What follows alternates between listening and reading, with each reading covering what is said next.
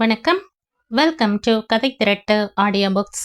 இந்த வீடியோவில் நம்ம என்ன கதை கேட்க போகிறோம்னா, அஞ்சனா கதையின் நிறைவு பகுதி. நம்ம சேனலை இது வரைக்கும் சப்ஸ்கிரைப் பண்ணாதவங்க சப்ஸ்கிரைப் பண்ணுங்க. பக்கத்தில் இருக்கிற பெல் ஐக்கானை கிளிக் பண்ணி ஆளுங்கிற ஆப்ஷனை ப்ரெஸ் பண்ணுங்க. ஸோ தட் நான் போடுற கதைகளை உடனுக்குடனே நீங்கள் கேட்கலாம். வாங்க கதைக்குள்ளே போகலாம். அஞ்சனாவும் ராஜசேகரனும் இனிமையாக, புதுமையாக, புரட்சிகரமாக காலத்தை ஒட்டி வாழப் போகிறார்கள். பாட்டியின் குறுக்கீட்டிற்கு இனி வழி வைக்க போவதில்லை. பாட்டி அடிக்கடி ஆலோசனை சொல்ல ஆரம்பித்தால் பிறந்த வீட்டு பக்கம் போவதையே நிறுத்தி கொண்டு விட வேண்டும். அப்போதான் பாட்டிக்கு புத்தி வரும். தன்னுள் பல பல எண்ணி பொங்கி எழுந்தாள் பேத்தி. செல்வத்தின் சுகத்திலே கவலையே தெரியாது வளர்க்கப்பட்டவள் அஞ்சனா. பணத்தின் அருமையே தெரியாத ஒரு சுபாவம். அடிமட்ட நிலையில் இருந்து முன்னுக்கு வந்தவன் ராஜசேகரன். தான் இதுவரை காணாத பல சுகானுபவங்களை ஒரேயடியாக அனுபவித்து தீர்க்க வேண்டும் என்ற ஆத்திரமான ஆவல் அவனுக்கு. அவைகளை தேடிக்கொள்ள பணத்தை வாரி இறைக்க அவன் சளைக்கவில்லை. மனைவி, ஊதாரி கணவன் இருவரும் ஒன்று சேர்ந்து விட்டால் கேட்கவா வேண்டும்? அதுவும் தாங்கள் இளைஞர்கள், வருங்கால சமுதாயத்தை அமைக்கப் போகும் சிந்தனை சிற்பிகள், புதிய கருத்துகள், புதிய கொள்கைகள் கொண்டவர்கள், சமூகத்தை புதிய கண்ணோட்டத்திலே பார்க்க தெரிந்த பரந்த மனம் படைத்தவர்கள் என்ற கருத்தில் தீவிரமாக ஊறி போயிருந்தனர். புதியதோர் உலகம் செய்வோம் என்ற கனவில் இருவரும் மிதக்கத் தொடங்கினர். வாரத்திற்கு இருமுறை ராஜசேகரன் வீட்டில் நண்பர்கள் விருந்து சாப்பாடும் கூப்பாடுமாக பல இரவுகள் கழிந்தன. புதிய இனிமையில் நாட்கள் விரைந்தன. ராஜசேகரனுக்கு சிகரெட், மது இவைகளில் பிடித்தம் கிடையாது. ஆனால் நண்பர்களுக்காக இந்த பொருள்களை வீட்டில் வாங்கி வைக்க வேண்டியிருந்தது. அவைகளுக்கு பணம் ஏராளமாக செலவாயின. பைத்தியக்காரனை சுற்றி 10 பேர் என்பது போல பணத்தை வாரி இறைக்க துணிந்த அவனை சுற்றி சதா பல நண்பர்கள் வட்டமிட்டு கொண்டிருந்தனர். எப்பொழுதும் அவர்களது வீட்டில் நண்பர்களின் நடமாட்டம் சகஜமான சங்கதியாகிவிட்டிருந்தது. பாட்டி பங்கஜத்தின் காதுகளுக்கு சங்கதி எட்டியதும் அவளால் மௌனமாக இருக்க முடியவில்லை. பதைக்கும் வெயிலில் ஒரு நாள் பகல் பஸ்ஸை பிடித்து கொண்டு நேரே பேத்தி வீட்டுக்கு வந்து விட்டாள். சில நாட்களாக பேத்தி தொலைபேசியில் கூட கூப்பிட்டு தன்னை நலன் விசாரிப்பதில்லை என்ற வருத்தம் மனதை உறுத்திய போதும் பாட்டி இது சமயம் மனத்தாங்கலை உதறிவிட்டு செயல்பட வேண்டும் என்றுதான் வந்திருந்தாள். அஞ்சனா வீட்டின் முன்னறையில் யாரோ ஒரு தொங்கு மேசை வாலிபனுடன் பேசி சிரித்து கொண்டு உட்கார்ந்திருந்தாள். மாமியார் ஞானம் அடுப்பருகே சாப்பாடு தயாரிப்பதில் மும்முரமாக ஈடுபட்டிருந்தாள். ராஜசேகரன் இன்னமும் வீட்டிற்கு பகல் உணவுக்கு வரவில்லை. பாட்டியை கண்டதும் அஞ்சனாவின் முகம் சுருங்கி போனது. இவர் என் கணவரின் உயிர் தோழர். பம்பாய் பிரான்ச்சில் வேலை பார்க்கிறார். ரகுநந்தன்னு பேர். சென்னையில் ஒரு காரியமா வந்திருக்கார். இங்க வந்தால் எப்பவும் என் கணவரோட தான் தூங்குகிற பழக்கமாம். பாட்டி பங்கஜத்தின் முகம் ஜிவ்வென்று சூடாகியது. அப்படியா? உங்களை சந்தித்தது பற்றி சந்தோஷம். நான் அஞ்சலியின் பாட்டி என்று அறிமுக படலத்தை அடக்கி கொண்டு வேகமாக சமையலறைக்குள் புகுந்தாள். வாங்கோ, உட்காருங்கோ என்று உபசரித்த சம்பந்தி அம்மாளின் கண்கள் சிவந்திருந்தன. இது என்ன கூத்து? மாமியாருக்கும் மருமகளுக்கும் ஏதாவது சண்டையா? அடுப்படியில் கிழவி அனல் அருகே வெந்து கொண்டு உணவு தயாரிக்கணும். மருமகள் முன்னரை சோஃபாவில் சொகுசாக சாய்ந்து கொண்டு கண்டவனுடன் கதை பேசிக்கொண்டு உட்கார்ந்திருக்கணுமா? இது எந்த நியாயத்தில் சேர்த்தி? கோபத்திலே பொங்கி போனாள் பங்கஜம். உட்காருங்கள் என்று ஞானம் ஒரு பிரம்பு மோடாவை இழுத்து போட்டாள். குழம்பை கிளறிக்கொண்டே பரிதாபமாக பங்கஜத்தை பார்த்தாள். நீங்க வந்தது நல்லதா போச்சு. நானே உங்களுக்கு ஒரு கடுதாசியாவது எழுதி போடணும்னு நினைச்சேன். ஏன் டெலிஃபோன்ல கூட கூப்பிட்டு பேசியிருக்கலாமே. டெலிஃபோன் பிளக்கை அவங்க படுக்க அறையில கொண்டு வச்சு கொள்வதினால என்னால் அதை உபயோகிக்க முடியலை. திடீர்னு ஞானம் கண்கள் கலங்கி பொல பொலவென்று கண்ணீரை வழிய விட்டாள். நான் ரொம்ப படிச்சவ இல்லை. என் குழந்தைகளை முன்னுக்கு கொண்டு வர ரொம்ப உடம்பால பாடுபட்டவ. அதனாலேயே என்னவோ மனசு ரொம்ப வேதனைப்படுறது. விவரமா சொல்லுங்க, விஷயம் என்னன்னு தெரிஞ்சா என்னால் ஆன உதவி செய்ய தயார். பங்கஜம் உற்சாகமாக பேசினாள். குழம்பை இறக்கி வைத்துவிட்டு அடுப்பை அணைத்தாள் ஞானம். ரொம்ப காலமா நான் மூத்த பிள்ளையோட திருநெல்வேலியிலேயே இருந்துட்டு இருந்தேன். ராஜன் தனியாத்தான் இருக்கிற பழக்கம். என்னமோ சின்னவனுக்கு கல்யாணமாகி குடித்தனம் வச்சிருக்காங்களே, கூட இருந்து உதவுவோம்னு நல்ல எண்ணத்தோட வந்தேன். கண்களில் வழிந்த நீரை புடவை தலைப்பால் துடைத்து கொண்டாள். இப்ப என்ன ஆச்சு? நீங்க செஞ்ச காரியம் ரொம்ப நல்லது, ஏன் வருத்தப்படுறீங்க? இங்க வந்தது தப்புன்னு புரிஞ்சு போச்சு. நேத்து ராத்திரி ராஜன் சொல்லால பல விதமா சொல்லிட்டான். உங்க பேத்தி ஆதரவா ஒரு வார்த்தை கூட இடையே சொல்லலை. வேடிக்கை பார்த்துண்டு நின்னா. அவளுக்கும் நான் இங்க இருக்கிறது சம்மதம் இல்லை போல இருக்கு. இளசுங்க நடுவே வயசானவங்க இருந்தா அவங்களுக்கு பிடிக்காதுதான். மூக்கை உறிஞ்சினாள் ஞானம். யார் அப்படி சொன்னது? காரமாக கோபமாக கேட்டாள் பங்கஜம். கண்ட சிநேகிதர்களை எல்லாம் வீட்டுக்கு அழைச்சிட்டு வர்ற, அவங்க தங்குறதுக்கு ஏன் அறையை காலி பண்ணி தங்க சொல்ற? வீட்டுல தனியா அழகா ஒரு பெண் ஜாதி இருக்கும்போது கண்ட தடியன்களை சிநேகிதம்னு அதிகம் அழைச்சு கொண்டாடாதே, ஆபத்துல வந்து முடியும்னு சொன்னேன். அவ்வளவுதான். என் மகன் எகிரி குதிச்சான். அவங்கள புரிஞ்சுக்க தெரியாத பட்டிக்காடுன்னு ஏசிட்டா. இனி நான் இங்கே இருப்பது மரியாதை இல்லை. அதனால பக்கத்து வீட்டு பையன்கிட்ட டிக்கெட் வாங்கி தர ஏற்பாடு செஞ்சுட்டேன். இன்னைக்கோ நாளைக்கோ எப்ப டிக்கெட் கிடைச்சாலும் கிளம்பிடுறதுன்னு தீர்மானம். அவள் குரல் துயரத்தில் உடைந்தது. பாட்டி பங்கஜத்திற்கு அதற்கு மேல் கேட்டுக்கொண்டு சும்மா உட்கார்ந்திருக்க முடியவில்லை. அஞ்சனா! ஓங்கி குரல் கொடுத்து முன்னறையில் உட்கார்ந்திருந்தவளை அழைத்தாள். மாமியார் சமையலறையில் திண்டாடிக்கிட்டு இருக்கும் போது அங்க அவனோட உனக்கு என்ன பேச்சு வந்திருக்கு? பாட்டி, இது ஏன் வீடு. இங்க நடக்கிறத பத்தி குறுக்கு கேள்வி கேட்டு என்ன அதட்டி மிரட்டி அடக்க உங்களுக்கு எந்த உரிமையும் கிடையாது. என்ன சொன்ன? பங்கஜம் ஆத்திரத்தில் கத்தினாள். இந்த கத்தல் கூச்சல் எல்லாம் உங்க வீட்டுல வச்சுக்கோங்க பாட்டி. ரகுநந்தன் என் கணவரின் நண்பர். அவரை உபசரித்து கவனித்துக் கொள்வது என் கடமை. ஒரு பெண் பேசினால் கற்பு போயிடும்னு நினைக்கிற 10ஆம் பசிலித்தனத்தை மூட்டை கட்டி வச்சாச்சு இங்க. அஞ்சனா, என்ன சொல்ற?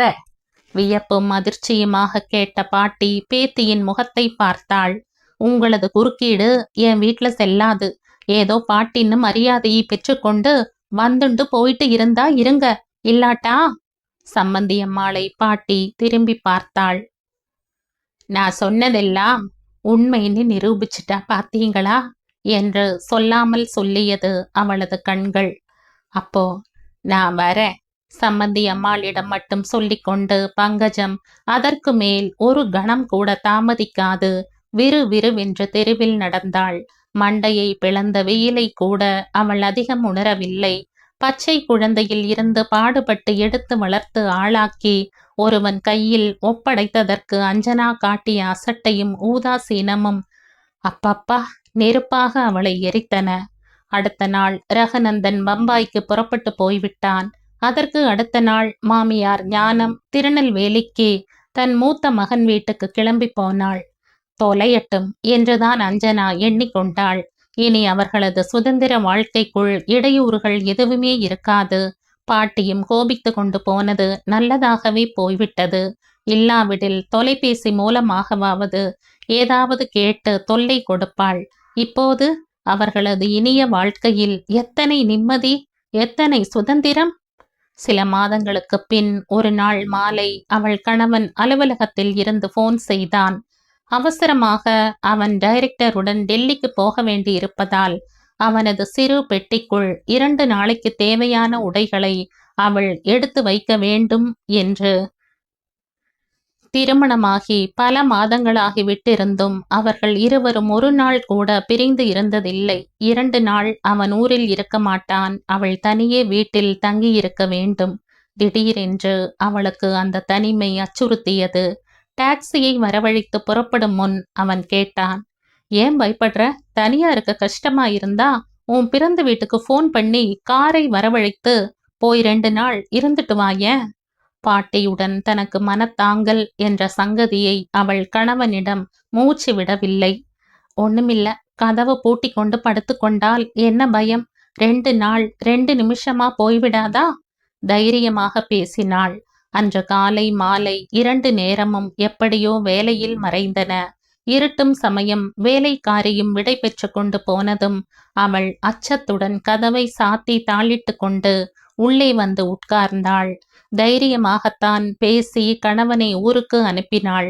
ஆனால் தனியே இருந்து பழக்கம் இல்லாததால் இலை அசையும் சத்தம் கூட அவள் இருதய துடிப்பை நடுக்கத்திலே அதிகரிக்க செய்தது. வாயில் அழைப்பு மணி அழுத்தமாக ஒலித்ததை கேட்டு அதிர்ந்து போய் அவள் கதவில் பதிந்திருந்த கண்ணாடி கண் வழியே பார்த்தாள். வராந்தாவில் கையில் பிரீஃப் கேஸுடன் அவளது கணவனின் நண்பன் ரகுநந்தன் நின்று கொண்டிருந்தான். இந்த சமயம் அவனை உள்ளே அழைப்பதா? தயங்கி யோசிக்கும் முன் மறுபடி அவன் அவசரமாக அழைப்பு மணியை அழுத்தினான். வேறு வழியில்லாது அவள் கதவை திறந்தாள். ஹாய் அஞ்சனா என்ற மகிழ்ச்சியுடன் கூவிக்கொண்டு உள்ளே வந்தவன் சுற்றுமுற்றும் பார்த்தான். அவர் ஊரில் இல்லை என்று விழுங்கினாள் அஞ்சனா. அதனால் என்ன? எனக்கு இந்த வீட்டில் தங்க எப்போதும் உரிமை உண்டே என்று சொல்லிக்கொண்டே அவன் அடுத்ததாக இருந்த அறைக்குள் சென்று சுவாதீனமாக தன் பெட்டியை வைத்துவிட்டு வெளியில் வந்தான். குளியல் அறைக்குள் சென்று குளித்தான். இரவு உடைகளை அணிந்து கொண்டு தன் சொந்த வீட்டில் வளைய வருவது போல அவள் அருகில் இடித்து கொண்டு வந்து நின்று, என்ன சமைச்சிருக்க? பசியா இருக்கு, தட்டை எடுத்து வை, கணவனை போல அதட்டினான். அஞ்சனாவுக்கு கோபம் பொத்து கொண்டு வந்தது. ஊரில் இல்லை என்று சொல்லியும் இங்கிதம் தெரியாமல் என்ன மனிதன்?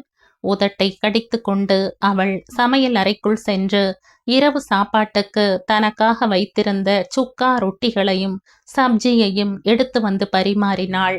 என்னதான் சிநேகிதன் என்றாலும் இவனை இரவில் வீட்டில் தன்னோடு தங்கும்படி அனுமதிப்பது சரியா?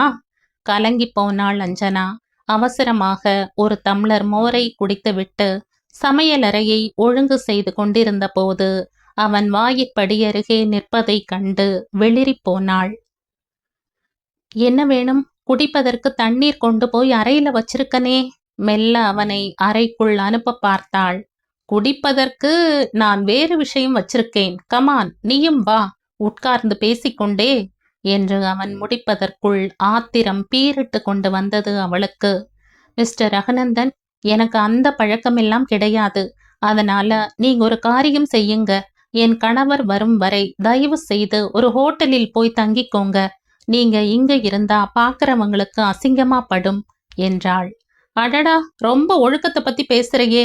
உன் கணவன் ஊர்ல இல்லைன்னு தெரிஞ்சு நீ தனியா இருக்கேங்கிறதையும் தெரிஞ்சுதான் வந்திருக்க.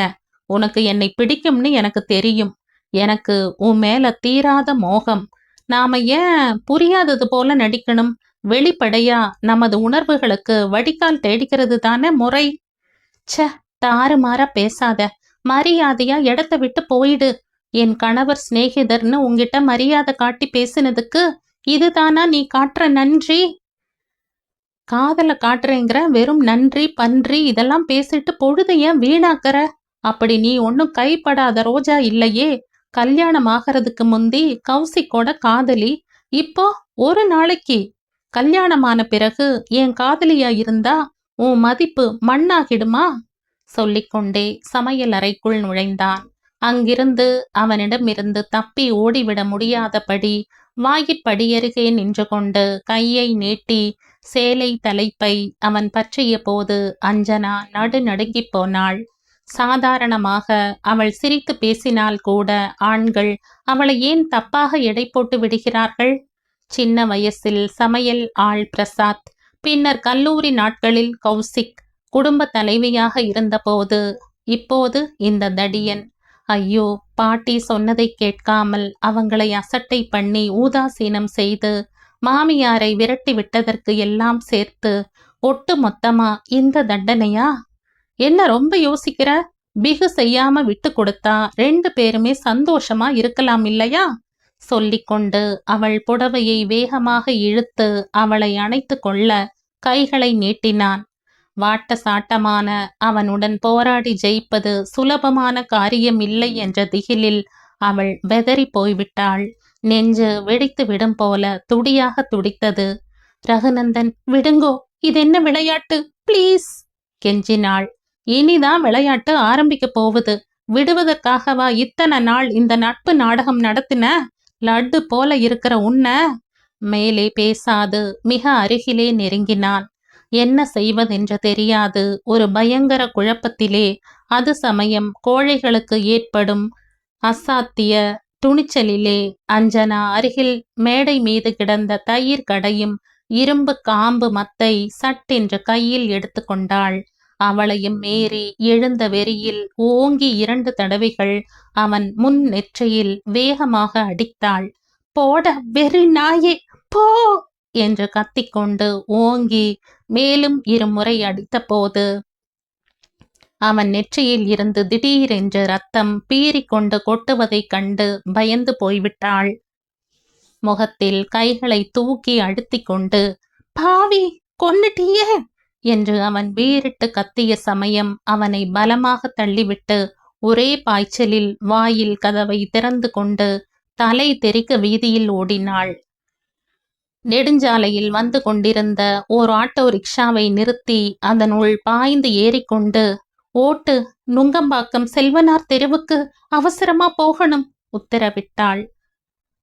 அழைப்பு மணி ஆத்திரமாக ஒலிப்பதை கேட்டு பங்கஜம் படித்து கொண்டிருந்த புத்தகத்தை வைத்துவிட்டு எழுந்து கதவை திறந்தவள் அதிர்ந்து போனாள். என்ன அஞ்சனா, என்னம்மா, மேலெல்லாம் ரத்தம்? முதல்ல ஆட்டோவுக்கு பணம் கொடுத்து அனுப்புங்க, சொல்ற. உள்ளே வந்தவள் சுருண்டு ஒரு சோஃபாவிலே விழுந்தாள். என்ன ஆச்சு, என்ன இந்த வேளையில இப்படி என்று பாட்டி பதறிய போது உட்கார்ந்த அஞ்சனா பங்கஜத்தின் கழுத்தை கட்டிக்கொண்டு, பாட்டி, நான் அந்த ரகுநந்தனை கொன்னுட்டேன், அவன் மண்டையில ரத்தம் கொட்டி என்று கூறிவிட்டு மேலே பேச முடியாது மயங்கி போனாள். அஞ்சனாவை தூக்கி படுக்க வைத்துவிட்டு பங்கஜம் உடனடியாக மகனை தொலைபேசியில் அழைத்தாள். உன் பார்ட்டி நாசமா போகட்டும், இங்க வீடே நாசமாகும் நிலை வந்துட்டது, ஓடிவா அதட்டி அழைத்தாள். சிறிது பொழுதில் சேதுராமன் வந்து சேர்ந்தார். அதற்குள் டாக்டரை வரவழைத்து விட்டிருந்தாள் பங்கஜம். வீடு அமர்க்களப்பட்டது. இடையே சேதுராமன் காரில் தன் வக்கீல் நண்பருடன் அஞ்சனா வசித்த வீட்டிற்கு சென்று பார்த்தபோது கதவு வெளியே சாத்தப்பட்டிருந்தது. ஆனால் ரகுநந்தனை காணவில்லை. உள்ளே எல்லா விளக்குகளும் பிரகாசமாக எரிந்து கொண்டிருந்ததினாலோ என்னவோ வீடு கொள்ளை போகாது தப்பியது. சமையலறை தரை மீதும் சுவரிலும் தெரிந்த இரத்த கரையை கண்டு கலங்கி போனார் அவர். ஒரு சமயம் போலீஸ் ஸ்டேஷனில் புகார் செய்ய போயிருப்பானோ என்று அவர் நினைத்ததை கூட துணைக்கு வந்த குடும்ப வக்கீல் கோதண்டம் தெளிவுபடுத்தினார். அப்படி இருக்க முடியாது, பயல் பயந்து கொண்டு கம்பி நீட்டியிருக்கான். அப்படியே அவன் முறையிட்டு கொண்டாலும் கேஸ் நடந்தாலும் ஜெயம் நம் பக்கம்தான். ஒரு வீட்டுக்குள் போய் ஓர் ஆண் இரவு வேளையில் ஒரு பெண்ணிடம் அடிபட்டு பெருங்காயம் அடைய வேண்டுமானால் குற்றம் அவனுடையதாகத்தான் இருக்கும் என்பதை வெட்ட வெளிச்சமாக்கிவிட முடியும் என்று தைரியம் சொன்னார். தங்கள் வீட்டு சங்கதி அம்பலத்திற்கு வந்து விடுமோ என்று திகிலில் துவண்டு போனார் அப்பா சேதுராமன். விழித்து கொண்ட அஞ்சனா அருகில் பாட்டி உட்கார்ந்திருந்தாள். உடம்பு இப்ப எப்படிம்மா இருக்கு? பரிவுடன் பங்கஜம் கேட்டாள். அந்த மனிதன் அவன் தடுமாறிய அஞ்சனா சிறு குழந்தையைப் போல விம்மி அழுதாள். பாட்டி, நான் புரிஞ்சு கொண்டு விட்டேன், நல்லாவே புரிஞ்சு கொண்டு விட்டேன். ஒரு மனிதன் மிருகமாகிறதுக்கு காரணம் நாமேதான். நாம கொடுக்கிற இடம், சந்தர்ப்பம், சூழ்நிலை இதெல்லாம் ஒரு நல்ல மனிதனை கூட கெட்டவனாக்குகிறது. சரி நிகர் சமானமாக ஆணுடன் பெண் வாழ நினைக்கலாம். ஆனா நீங்க சொன்னபடி பெண் தன் மதிப்பை காப்பாத்திக்க ஒரு எல்லை கோடு அமைச்சுக்கணும் என்கிறதை நல்லாவே புரிஞ்சு கொண்டேன் பாட்டி என்று விம்மியபடி பங்கஜத்தின் தோளில் சாய்ந்து கொண்டே பள்ளி பருவத்திலிருந்து அவளுக்கு ஏற்பட்ட அனுபவம் அத்தனையையும் மனம் திறந்து சொன்னாள். பாவி பொண்ணே, இத்தனை காலம் என்கிட்ட மறைச்சு வச்சதுனால எங்க போய் நிக்க நேர்ந்தது பாத்தியா என்று கோபத்துடன் செல்லமாக அடிக்க ஓங்கிய பாட்டியின் கையை பலமாக பற்றி கொண்டாள் அஞ்சனா. பாட்டி, அடிக்க கூடாது. இப்ப நீங்க என்னை அடிச்சா உங்க கொள்ளு பேர குழந்தையையும் சேர்த்து அடிச்சு அழ பண்ணிடுவீங்க. என்ன சொன்ன? நான் கொள்ளு பாட்டியாக போறேன்னா? ஏ ராஜாத்தி, அப்படியே அசையாது படுத்துக்கோ. லேடி டாக்டர் அஞ்சனாவை கூப்பிடுறேன். இந்த அதிர்ச்சிகள் உன் குழந்தைக்கு ஆபத்தை கொடுக்க கூடாது. பங்கஜம் எழுந்து வெளியே ஓடி வந்தாள். சேது, ஓடி வா என்று ஓங்கி குரல் கொடுத்தாள். அந்த குரலில் மகிழ்ச்சியும் கலவரமும் கலந்து தொனித்தன. எக்ஸ்டென்ஷன் கேட்க போறேன்னு சொன்னியே, வேண்டாம். பேசாம உரிய காலத்துல ரிட்டையர்ட் ஆகிடு. போரும், இனி உனக்கு வேற ஒரு வேலை காத்துண்டு இருக்கு. என்னம்மா என்று கேட்டபடி மாடிக்கு ஓடி வந்தார் சேதுராமன்.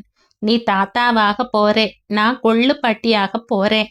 திருநெல்வேலிக்கு சம்பந்திக்கு ஒரு கடிதம் போடு. உடனே புறப்பட்டு வந்து வீட்டை கவனிச்சுக்க சொல்லு. அஞ்சனாவை இப்ப நாம அனுப்ப முடியாது, புரியுதா? ஏன் முழிக்கிற? மறுபடியும் அஞ்சனாவை தூக்கி வளர்த்தாற் போல என் கொள்ளு பேத்தியையோ பேரனையோ தூக்கி மடியில வச்சுண்டு. சேது, என்ன முழிக்கிற? அஞ்சனாவை சரியாக வளர்க்க நேரம் இல்லாம ஆபீஸ்க்கு ஓடினாப்புல இப்ப நீ செய்ய முடியாது. நாள் முழுவதும் பேரக்குழந்தையை சுமக்க போற. உற்சாகத்திலே கத்தினாள். எனக்கு புரிஞ்சு போச்சு. பெரியவங்க தங்கள் அனுபவத்திலே கண்ட உண்மைகளை எந்த கல்லூரியும் சொல்லித் தருவதில்லை. புரிஞ்சு கொண்டேன். அஞ்சனா முணுமுணுத்து விட்டு வருங்கால கற்பனையில் புன்னகையில் மூழ்கிப் போனாள். இதோடு இந்த கதை முடியுது. இந்த கதை உங்களுக்கு பிடிச்சிருந்தா லைக் பண்ணுங்க, ஷேர் பண்ணுங்க, சப்ஸ்கிரைப் பண்ணுங்க. மற்றும் ஒரு இன்ட்ரெஸ்டிங்கான கதையோட அடுத்த வீடியோல சந்திப்போம். பாய். தேங்க்யூ.